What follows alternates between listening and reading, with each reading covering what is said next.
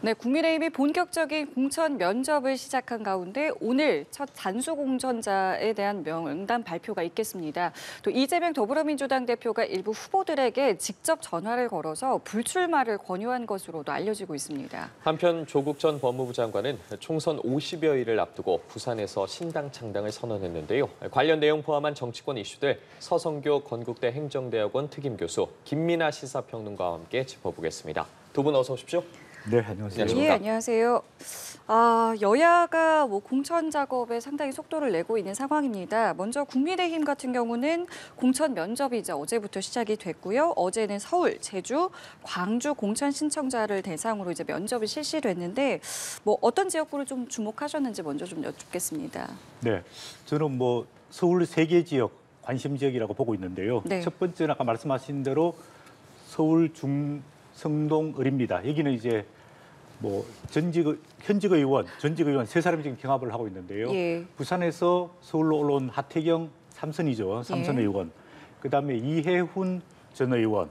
그다음에 이영 비례대표를 지냈고 중소기업 벤처부 장관을 지냈는데 이 세 사람이 경합하고 있는 지역 관심이 많고요. 예. 두 번째로는 이제 서울 강남을입니다. 네. 국민의힘 봤을 때는 굉장히 좋은 지역인데 여기에도 실세 두 사람이 공천을 신청했습니다. 대통령 비서실에서 인사비서관을 담당했던 이원모 씨, 그다음에 박진 지금 사선이죠. 예. 그리고 최근까지 외교부 장관을 지냈던 두 사람이 공천을 신청했는데 네. 아무래도 이 지역은 두 사람 다 공천 주기는 어렵고 다른 지역으로 재배치해야 되는 것 아니냐 이런 이야기가 많이 나오고 있습니다. 그다음에 네. 마지막으로는 서울 종로입니다. 종로는 어쨌든 간에 그 정치 1번지로서 상징적인 지역인데 예. 지금 국민의힘에서는 최재형 의원이 현역 의원으로 맡고 있는데 예. 아무래도 이 지역도 최재형 의원을 공천 줄지 아니면 전략 지역으로 다른 후보를 공천할지 이 세 개 지역을 예. 관심을 가지고 있습니다. 예. 어떤 지역구에 좀 주목을 개인적으로 하고 계세요? 일단 지역구 얘기하기 전에 아무래도 그 사진 자체가 좀 흥미로운 지점들이 있죠. 우리가 일반적으로 국회의원이라고 하면 굉장히 특권을 가지고 있는 그런 사람들이라고 보는데 공천을 받기 위해서 3명이 나란히 앉아서 불편한 의자에 앉아서 면접을 보고 있지 않습니까? 대부분의 국민들이 어쨌든 어떤 취업이나 이런 걸 하기 위해서 면접을 보는 경우가 많은데 조금 뒤틀린 심사인지 모르겠습니다만 좀 통쾌하다는 생각도 들었고요. 어떤 순간에는 국회의원도 면접을 봐야 된다. 이런 걸 보면서 한 번쯤은 경험해 보는 것도 좋겠다. 그런 생각을 했는데 예. 어쨌든 가장 그래도 이제 흥미롭고 재미있는 지역은 많은 사람들이 몰린 지역구죠. 그래서 이제 중성동구 이제 을의 경우에 그렇게 이제 좀 3명이 지금 모여가지고 누가 지금 공천 받는 거냐 이런 장면이 연출이 되니까 그런 장면들이 흥미로웠는데 아무래도 순차적으로 들어가서 한 사람씩 얘기를 하는 게 아니라 한꺼번에 3명이 모여서 이제 얘기를 하지 않습니까? 그러다 보니까 그 자리에서 서로 간의 어떤 논박이나 이런 게 실시간으로 이루어지기도 하지 않습니까? 그런 장면들이 이제 흥미로웠다라고 생각이 되고 특히 이제 양천갑이나 이런 데도 마찬가지입니다. 3사람이 앉아가지고 얘기를 하는데 거기 이제 그런 지역구의 경우에는 특히 또 논박이 더 뜨겁게 이루어지기도 했거든요. 예. 가령 정미경 전 최고위원의 경우에는 이 소위 말하는 지역구 쇼핑이냐 이런 얘기가 나올 정도로 원래 이제 수원에서 국회의원 하다가 서초에 나간다고 했다가 또 이제 이번에 이제 좀 바꾸기도 하고 이런 과정이 있었기 때문에 왜 이 지역구에 왔냐라고 했을 때 당협에서 당원들이 원해서 왔다라고 얘기를 하는데 원래 거기서 준비했던 사람은 조수진 전 최고위원이니까 그것은 이제 본인의 주장인 것 같다라고 받아치기도 하는 그런 과정들이 흥미로웠던 것인데 지금 국민의 입장에서는 여러 사람들이 이렇게 몰려 있는 상황에서 경선을 치르게 되면 필연적으로 이제 그 중에 2명은 3명이 몰려 있다라고 하면은 2명은 사실은 좀 전력을 낭비하게 되는 결과로 이어지는 것이지 않습니까? 네. 그래서 되도록이면은 이 지역구의 재배치나 이런 걸 통해서 전력을 좀 넓게 좀 펴서 좀 최대한 자원을 활용하는 어떤 그런 차원으로 가고 싶었을 텐데 오늘까지 나오는 얘기를 보면은 지역구 재배치나 이런 것들은 다소 이제 힘들어진 상황 같아요. 경선이 99%다 공천관리위원장이 이렇게 얘기를 하고 있는 것 같은데 그런 점에서는 이런 지역구 조율이나 이런 걸 할 수 있는 정치력을 좀 보여주는 데에는 일부분 좀 아쉬운 점이 있는 것 같아서 여러모로 좀 국민의힘에서도 여러 가지 얘기가 좀 나올 것 같습니다. 그러면 이 중성동 을 같은 경우도 재배치가 어렵다라고 한다면 그냥 경선으로 갈 것 같으세요? 지금 아무래도 경선을 하지 않는 게 좋을 것 같은데 예. 각각의 분들이 지금 나름대로는 다 내세우는 논리와 사정이 있는 거지 않습니까? 의지도 굉장히 강하다고 전해지고 그렇죠. 있고요. 하태경 의원의 경우에는 해운대 갑을 버려둔 것인지 스스로 이제 결단한 것인지 아니면 남에게 양보한 것인지 여의도에서는 해석이 분분합니다만 특히 이제 해운대 갑의 경우에는 주진우 전 법률비서관이 지금 나간다고 하는 그러한 어떤 의사를 밝힌 것이어서 그것과 관련된 여러 가지 또 얘기도 나오고 합니다만 어쨌든 서울에 나가겠다라고 얘기를 한 이후에 뭐 종로에 나갈까라고 하는 얘기도 있었습니다만 결국은 이제 이쪽으로 방향을 틀어서 이제 얘기를 한 거여서 하태경 의원의 경우에도 지금 와서 이제 다른 지역구로 옮길 수 있는 그런 상황은 또 아닌 것이고요. 이혜원 전 의원의 경우에는 본인이 이제 여기에 제일 먼저 지금 이 출마하겠다라고 입장을 밝힌 상황이기 때문에 내가 지역구로 옮기는 것은 부당하다라는 논리를 지금 대고 있는 거 아니겠습니까? 이영 전 장관은 그래도 당하고 협의를 하면은 그래도 좀 지역구로 옮길 수도 있다라는 얘기를 한 상황입니다만 다른 후보들이 지금 지역구로 옮길 의사가 없는 상황에서 혼자만 또 지역구를 조정하는 것도 좀 모양새는 이제 좋지 않죠. 이영 전 장관은 물론 이제 이 직전에 또 페이스북이나 이런 데 올린 글 때문에 또 지역구 쇼핑이냐라는 논란도 있기도 했습니다만 그런 거로 결국은 이제 아무도 지역구를 좀 옮기겠다는 말까지는 안 한 상황이어서 오늘 네. 아침까지는 공관위원장이 뭐 상당히 이 경선을 갈 확률이 높다라고 지금 얘기를 하고 있는 것 같아요. 그렇다고 하면은 아무래도 경선으로 진행될 확률이 높지 않을까 예상하고 있습니다. 당에서는 인위적으로 재배치할 생각은 없다. 이런 이제 톤을 계속 내배치고 있는데 이게 당 입장에서도 최선의 선택이라고 보세요? 네, 출마한 후보자들이 그 지역에 계속해서 출마하겠다고 고집을 하게 되면은 예. 당 공천관리위원회 또 당 지도부에서도 조정할 수 있는 방법이 없지 않겠습니까? 장동혁 사무총장님 오늘 아침에 이런 이야기를 했습니다. 인위적으로 재배치하기는 어렵다. 후보들의 의지가 강하면은 재배치가 안 되고 뭐 경선을 할 수밖에 없다. 네. 이런 입장인데요. 지금 서울 중 성동 을에서는 이해훈 하태경 의원이 붙어 있고 그다음에 이영 중소기업벤처부 전 장관은 당에 협조할 뭐 의사가 의사가 있다. 이렇게 예. 이야기를 밝혔거든요. 그런 측면을 봤을 때 이영 전 장관이 다른 지역으로 이동하게 되면은 하태경 의원과 이해훈 전 의원이 경선할 가능성이 높은데 사실 두 사람 다 서울에서는 경쟁력이 있는 사람들이거든요. 그런 측면을 봤을 때 서울 험지에 지금 후보들이 마땅치 않은 지역도 여러 군데 있거든요. 그런 측면을 봤을 때 뭐 두 사람 다 다른 지역으로 배치를 하든지 아니면 한 사람이 조정을 받아들여서 다른 지역으로 가는 게 당을 위해서 조금 희생하고 헌신하는 자세가 아닐까 저는 그런 생각이 듭니다. 예.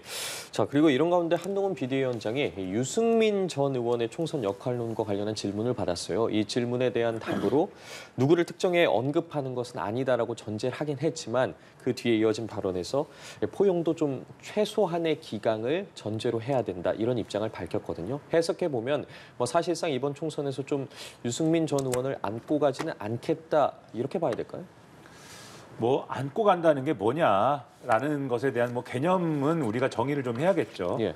안고 간다는 게 예를 들면 유승민 전 의원을 뭐 쫓아내는 거냐, 안고 가지 않는다라는 게 그런 건 아닐 것이고 다만 예를 들면은 총선에서 어떤 역할을 맡기는 것이냐, 그거에 대해서는 부정적인 입장을 피력한 거 아니냐, 충분히 이렇게 해석을 해야 될 것 같습니다. 물론 이제 한동훈 비대위원장은 뭐 특정인을 염두에 두고 하는 얘기는 아니다라고 얘기를 했습니다만은 뭐 정치라는 게 당연히 이제 뭐 이렇게 얘기를 하면은 유승민 전 의원에 대한 활용론이 그동안 여러 차례 제기가 됐습니다만 특정 지역구에 예를 들면 출마를 할 수 있도록 한다든지 또는 뭐 경기 남부권의 선거를 총괄 지휘할 수 있는 그러한 배려를 한다든지 여러 얘기가 좀 아이디어 차원에서는 나온 바 있었습니다만은 그리고 그러한 아이디어 차원의 얘기가 그냥 나온 건 아니고 아마도 비대위 차원의 어떤 뭐 얘기가 좀 있었기 때문에 나오지 않았을까 이런 여러 가지 추측이 있었습니다만은 결론적으로 한동훈 비대위원장이 좀 이렇게 정리를 함으로써 그러한 것은 뭐 그러한 얘기는 아이디어 차원에서 끝나는 것이다라고 우리가 이해를 해야 되지 않을까라고 좀 생각이 되는데 배경은 크게 나누면은 뭐 두 가지 이유가 있을 것 같아요. 첫 번째는 지금 한동훈 비대위원장이 직접적으로 얘기를 했습니다만은 뭐 쓴소리도 좀 기강이 있어야 되고 감정적이면 안 된다라는 취지를 얘기하고 있는 거 아니겠습니까? 최근에 유승민 전 의원이 MBC 이제 100분 토론에 나가서 한 얘기가 있거든요. 윤석열 대통령이 국민 밉상이 돼 있는 상황이다. 윤비 어천가로 선거 치를 수 없는 것이다. 이런 취지의 얘기를 했는데 그런 것들이 대통령실의 입장에서 보면 굉장히 불편한 어떤 그런 얘기를 다시 한번 또 했다라고 볼 수 있는 거 아니겠습니까? 혹시라도 이런 국면에서 유승민 전 의원을 어떤 방식으로든 뭐 공천을 준다든지 이런 방식으로 활용을 하게 되면 예. 대통령실과의 갈등을 좀 이 봉합해 놓은 상황에서 다시 한번 갈등의 소지가 불거질 수가 있는 것이잖아요. 예. 그러니까 지금 대통령실하고 나름대로 조율을 해서 나름대로 당무를 좀 무리가 없는 방향으로 풀고 있는 상황일 텐데 예. 그런 것들에 대한 부담이 일차적으로는 있지 않았을까 생각합니다. 일단 총 25명에 대한 명단을 발표했고요. 지역별로는 서울이 19명, 광주가 5명, 제주가 1명이었습니다. 공천 신청자가 1명이었거나 다수의 공천 신청자 가운데 경쟁력이 월등하거나 혹은 공천 신청자 가운데 1명을 제외한 모든 자가 부적격으로 배제된 경우였다고 밝혔고요. 뭐 주요 인물들을 좀 소개해드리면 일단은 용산의 권영세 의원, 그리고 나경원 전 의원, 또 배현진 의원, 서초갑의 조은희 의원, 송파갑의 박정훈 전 앵커, 광진갑에는 김병민 전 최고위원, 광진을에는 오신환 전 의원, 또 구로을에는 태용호 의원 등이 단수 이제 명단에 올랐다는 소식이 들어와 있습니다. 관련해서 추가로 들어오는 내용들은 계속해서 좀 전해드리겠습니다. 네, 관련 내용으로 대담 이어가기에 앞서 조금 전 들어온 소식 먼저 전해드리겠습니다. 북한이 또다시 순항미사일을 발사했다는 소식이 들어왔습니다. 합동참모본부는 오늘 오전 9시경 원산 동북방 해상에서 미상 순항미사일 수발을 포착했다고 조금 전 밝혔습니다. 북한이 순항미사일을 발사한 것은 지난 2일 이후 12일 만입니다. 한미 정보당국은 북한이 발사한 미사일의 세부 재원을 분석 중인데요. 자세한 소식은 들어오는 대로 신속하게 다시 전해드리겠습니다. 예, 자. 정치 대담을 다시 좀 이어가면요. 그러니까 서울과 광주, 제주 지역에 대해서 어제 면접을 마쳤고요. 관련해서 이 지역에 한정해서 이제 단수 공천 결과를 조금 전에 이제 발표를 해드린 건데요. 좀 눈에 띄는 지역이 있으셨습니까? 네, 가장 눈에 띄는 지역은 서울의 송파갑이라고 보여집니다. 이 예. 지역은 석동현 전 민주평통 사무처장 예. 윤석열 대통령과 서울법대 동기인데요.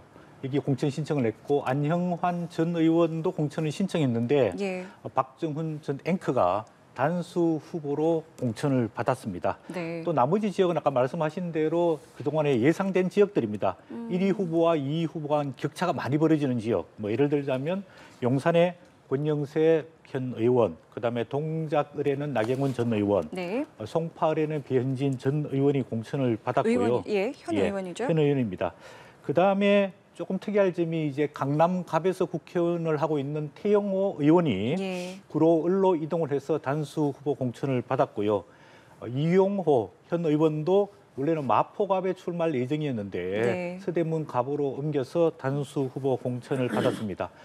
아까 말씀하신 대로 좀 관심을 끌고 있는 서울 중구 성동을, 그다음 서울의 종로, 네. 서울의 강남을은 오늘 단수 후보 발표가 되지 않았기 때문에 예. 아까 공천관리위원장 말씀하신 대로 앞으로 경선 그렇죠. 또는 우선 추천 지역 또는 재공모할 가능성이 상당히 많다라고 보여집니다. 예, 25명의 명단 발표 저희 함께 보셨는데요. 뭐 어떤 점을 좀 눈여겨 보셨는지 궁금합니다.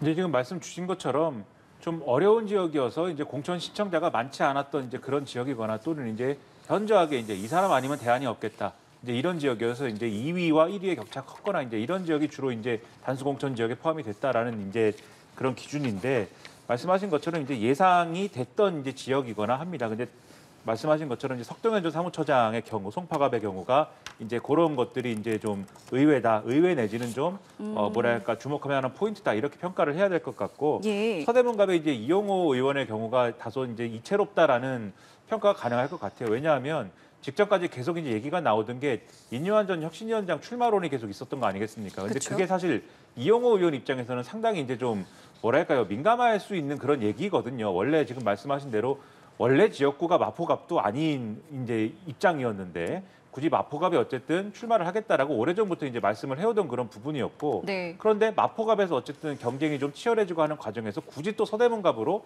이동을 해온 그런 상황이었단 말이죠. 그럼 여기에 대해서 당의 나름대로 이제 배려가 있었어야 되는데 그러한 것들이 작동을 안 할 것처럼 또 인요한 전 혁신위원장 출마론이 나오면서 이게 어떻게 된 일이냐라는 얘기들이 이제 여의도에서 있었는데 또 인요한 전 혁신위원장은 나는 지역구 출마를 하지 않겠다라고 입장을 가져가는 바람에 또 오늘 얘기는 또 지역구 출마 안 한다 이렇게 얘기가 되다 보니까 오늘 단수 추천이 결국은 돼서 이용호 의원이 이제 출마를 하게 된 그런 상황인 것 같습니다. 예. 그리고 오늘 명단을 쭉 보면은 이렇게 단수 추천이 된 지역 못지않게 단수 추천이 안 된 지역은 어떤 것이냐 이런 의문들도 많이 제기가 앞으로 될 것 같은데 그 연관돼서 이제 제가 볼 때 좀 이 지역은 어떨까 싶은 데가 사실 종로 같은 데일 것 같아요. 종로 같은 경우는 최재형 의원이 지금 있는 건데 예. 방금 말씀드렸듯이 사실 인요한 전 혁신위원장을 서대문갑에 보내지 않는다라고 하면은 종로에 보낼 수도 있다 이 얘기가 또 있었거든요. 그러면 여기서 이제 경선을 하는 거냐 얘기도 있었는데 지금 인요한 전 위원장 출마 안 한다라고 오늘 아침에 그러면 공관위원장이 그런 이제 얘기를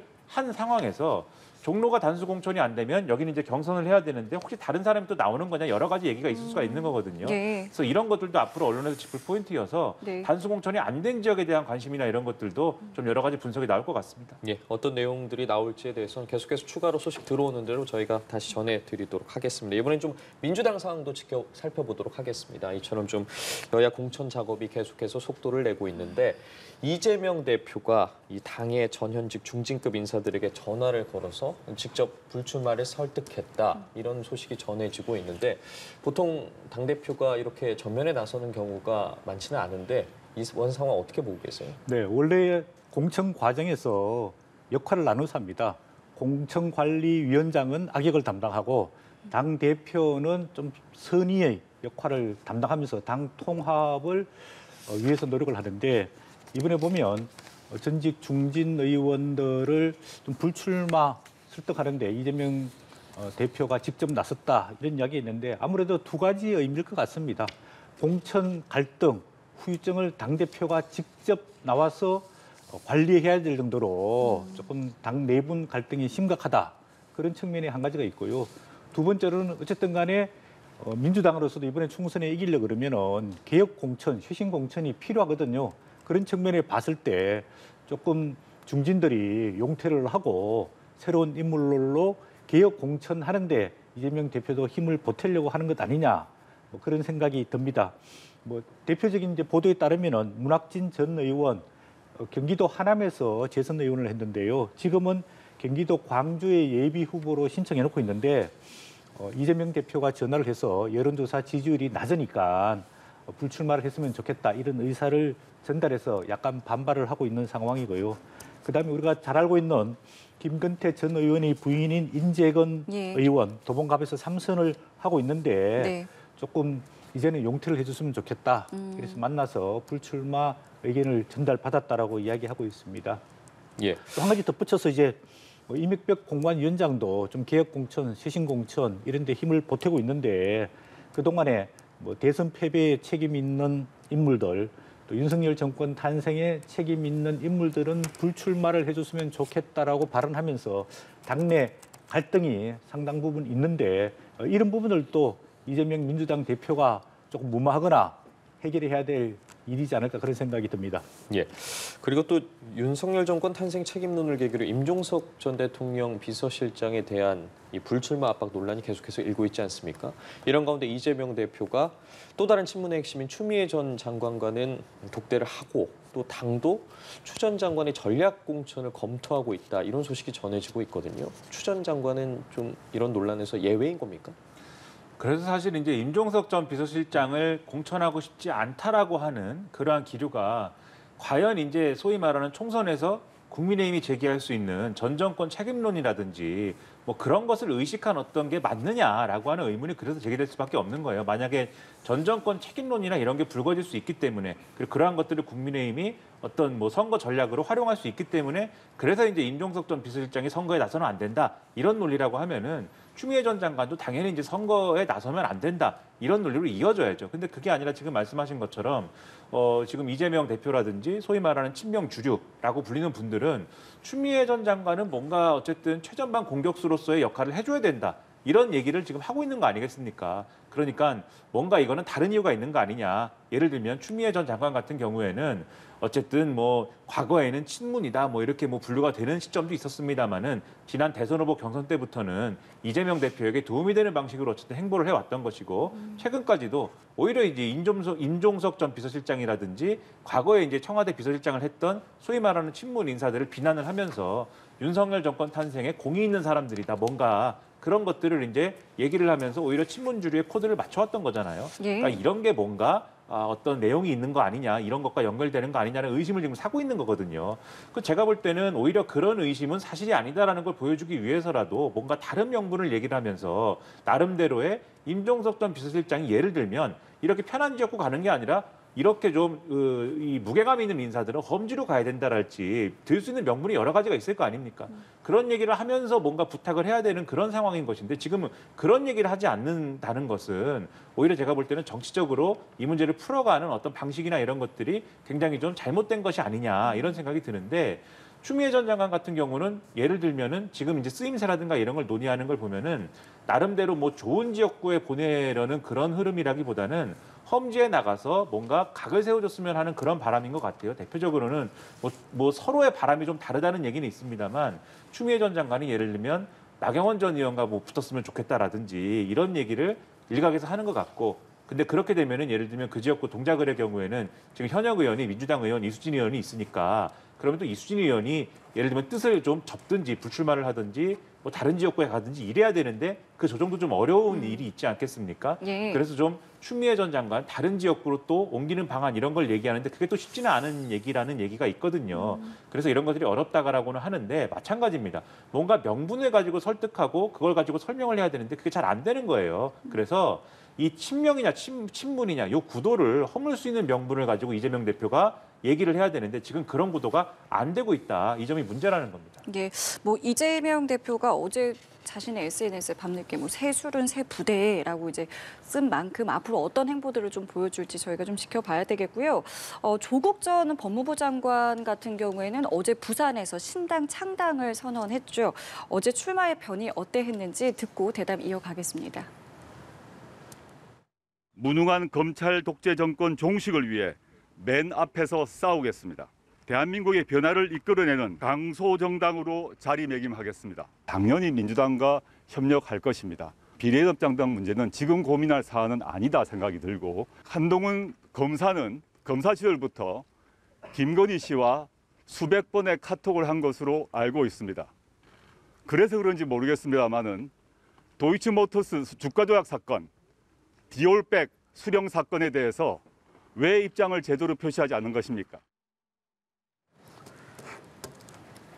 네, 조국 전 장관 신당을 창당했습니다. 이것이 이제 국민의힘과 민주당에게는 각각 어떤 영향을 줄지도 상당히 관심인데요. 먼저 민주당 같은 경우에는 이 조국 신당과의 뭐 연대랄까요? 앞으로의 움직임 좀 어떻게 개인적으로 예측하고 계세요?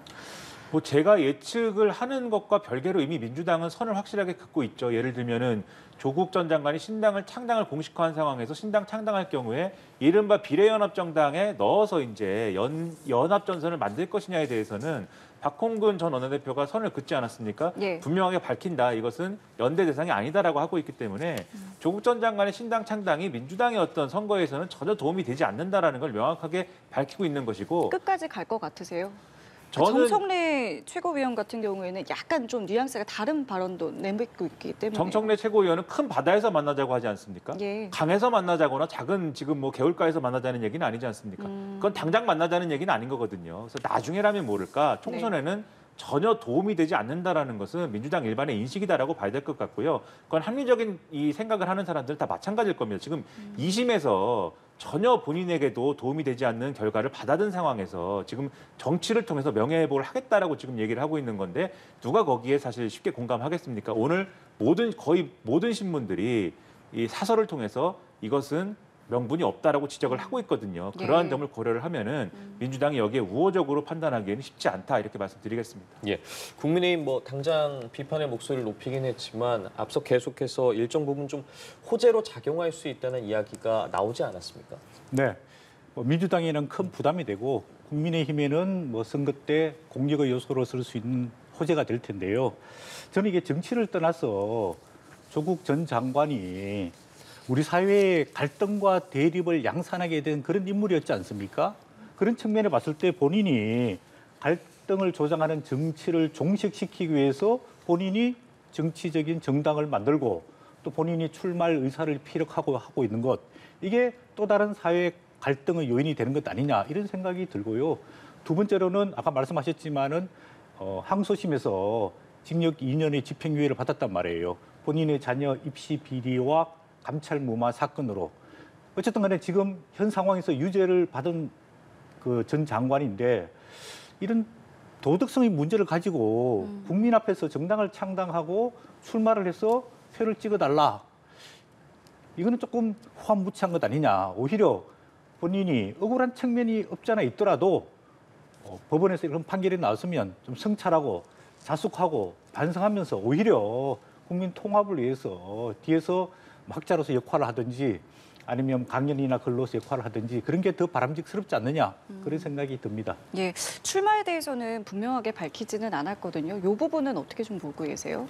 아마도 지금 여러 가지 판단을 해야 될 겁니다. 출마를 한다고 하면은 그 지역구에는 만약에 지역구 출마를 한다고 하면 예. 그 지역구에는 당연히 민주당 후보도 있지 않겠습니까? 그러면 그렇죠. 민주당 후보가 아마도 여러모로 불리한 어떤 상황에 놓일 수 있는 그러한 선거 구도가 되겠죠. 조국 전 장관 출마 때문에 표가 갈릴 것이기 때문에 네. 쉽게 선택할 수 없을 것이고 그러면 비례대표로 등록을 하는 그런 방식을 판단해야 될 것인데 그것도 예를 들면은 3%를 넘기는 어떤 득표를 해야 원내에 들어갈 수 있는 그런 상황이 될 것인데 당이 정당 득표가 근데 지금 상황에서 제3지대도 있고 또 지금 민주당이 독자적으로 위성정당을 통해서 어쨌든 이렇게 만들어가는 과정인데 과연 조국 신당이 3% 이상의 득표를 할 것이냐가 계산이 잘 안 나오거든요. 그런 것까지 고려하면은 출마를 할 것이냐 여부에 대해서는 판단하기가 상당히 어려울 것이다라고 봅니다. 예, 알겠습니다. 이 부분도 저희가 계속해서 지켜보면 좋을 것 같네요. 오늘 두 분 말씀 저희 여기까지 함께하겠습니다. 감사합니다.